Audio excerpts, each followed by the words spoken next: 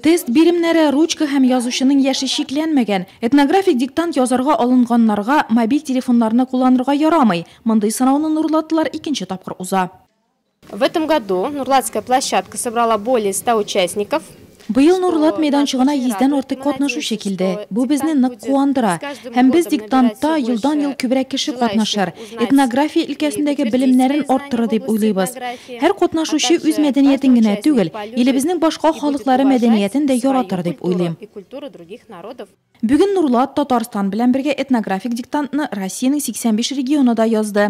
Талгын гына уйнап торучы музыка астында 30лап сорауга җавап эзләде катнашучылар. Тарих, әдәбиятка кагылышлы сораулар, төрле халыклар турындагы мәгълүматлар диктант язучыларга барлык эрудицияләрен эшкә җигәргә туры килде. Очень хорошая идея написания диктанта.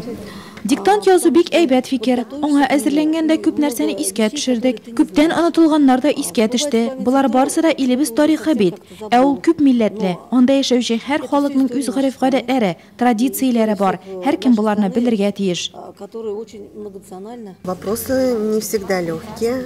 Сорауларның барысы да җиңел булмады. Монда тирән белемнәр таләп итүче тарихи мәгълүматлар искә төшерелә. Шулай ук әдәбиятка кагылышлы сораулар да бар. Мин филолог, әдәбиятны бик яратам. Шуңа да миңа аларга җавап бирү авыр булмады. Мин һәркемгә үзен сынап карарга кирәк дип саныйм. 45 минут тәмам. Җаваплар язылган кәгазьләр тикшерүчеләргә тапшырылды. Әлегә кем ничек язганын белеп булмаса да, диктанттан барлык катнашучылар сертификат белән китә.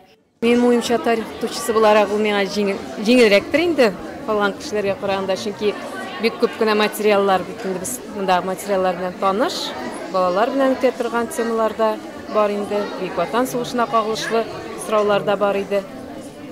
Менимчә, җиңел булды инде. Әлбәттә, авыр сораулар да бар иде, уйланырга да туры килде. Монда залда менә төрле халык вәкилләре утыра, бергәлекне күрсәтә. Һәм мондый чара кирәк. Бик күп нәрсәне искә төшерергә, оныткан әйберләрне искә төшерәбез. Зур этнографик диктантның нәтиҗәләре 12 декабрьдә билгеле булачак. Теләгән һәркем халыклар дуслыгы йорты сайтына киреп, никадәр бал җыйганын күрә ала һәм киләчәктә нинди темага күбрәк укырга кирәклеген үзе өчен колагына киртләп куя. Зур этнографик диктант уздыру төрле халыклар мәдәнияте белән кызыксынуны арттыруны күздә тота да инде.